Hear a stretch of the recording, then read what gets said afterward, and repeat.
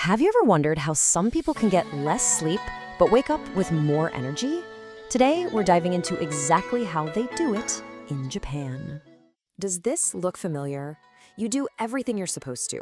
You get into bed on time, you get a full 7, maybe even 8 hours of sleep, but you still wake up feeling completely drained, reaching for that coffee pot before you're even fully awake.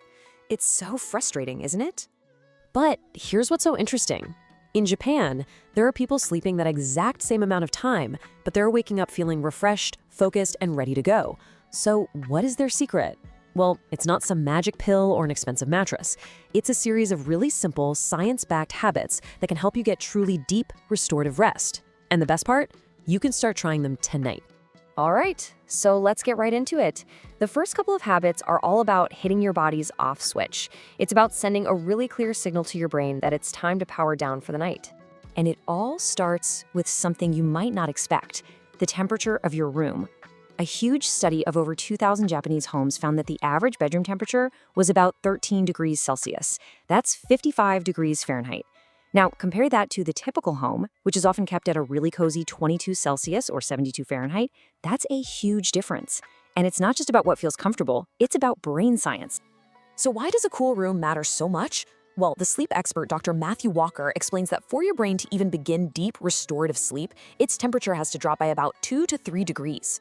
A cooler room isn't just a preference, it actively helps your brain kickstart its most important nightly repair work. But here's the key. The Japanese have this incredibly clever trick to make it happen: a hot bath. I know, it sounds totally backward, right? Hot bath before bed?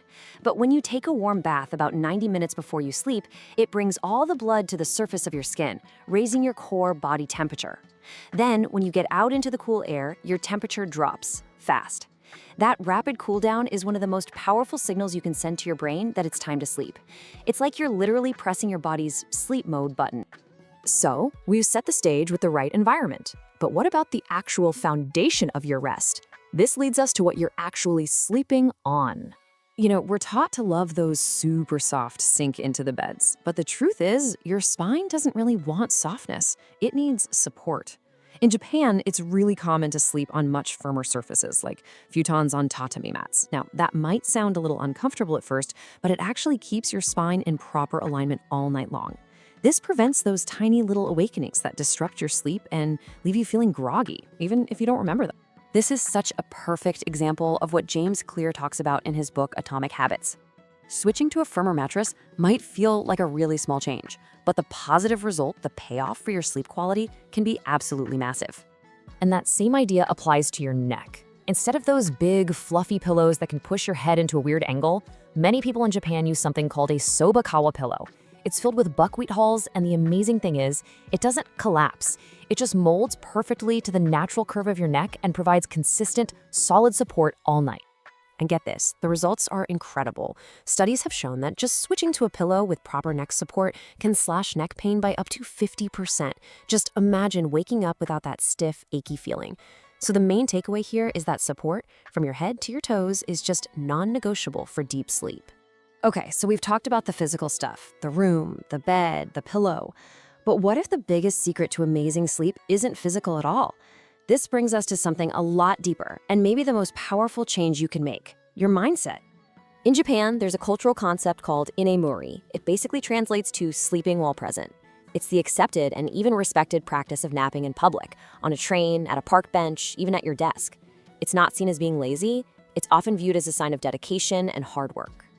And this really gets to the emotional core of the whole thing. In our culture, if someone says, "Wow, you look tired," we often take it as a criticism. We feel a little bit ashamed, like we're not keeping up. But in Japan, it can actually be seen as a sign of respect, proof that you've been working hard. The entire cultural relationship with being tired is just different. So let's try to reframe this for ourselves. Being tired isn't a moral failing. It's not some kind of weakness you have to power through with another cup of coffee. It's just feedback. It's your body sending you a clear signal. And by listening to that signal, maybe by taking a strategic 20-minute nap, you're actually respecting your body's needs. And when you do that, it makes it so much easier to fall asleep at night. So don't fight it. Listen to it. Now, respecting our body's signals is one thing, but what about protecting our sleep from the biggest disruptor in our modern world? Yep, I'm talking about our screens. At first, it seems so harmless, just scrolling for a few minutes. But the effect is huge. The screens on our phones and tablets blast out a specific kind of blue light that basically tricks our brain into thinking it's still daytime. And this directly suppresses the production of melatonin, which is the key hormone that signals to your body that it's time to wind down for sleep. So here's a new rule to try. For 1 full hour before you plan to go to sleep, all screens go off. That's it. Create a buffer zone for your mind to decompress. We have to remember, our bedroom is supposed to be a sanctuary for sleep, not a movie theater. All right, so we've covered temperature, support, mindset, and technology. Let's pull it all together now into a really simple, actionable ritual that you can start using right away. So here it is, the whole game plan. First, cool your room down. Then, take that warm bath to trigger the cool down effect. Make sure you're sleeping on a firm, supportive surface with a pillow that actually aligns your neck. And remember to reframe tiredness as simple feedback, not a failure. Use those short, strategic naps. And finally, create that sacred screen-free hour before you turn in for the night. Look, none of these are massive, life-changing overhauls.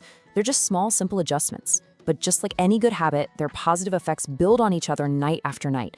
And the result is deeper sleep, which means more energy and way clearer thinking during the day. Better sleep isn't just about feeling rested. It's about being your best self. So the only question left is for you. You don't have to do all 7 at once. Just start with 1. Which new habit are you going to try tonight to begin your journey to better sleep? For more explainers like this one that break down big ideas to help you live better, make sure to like and subscribe to the channel. Thanks so much for watching.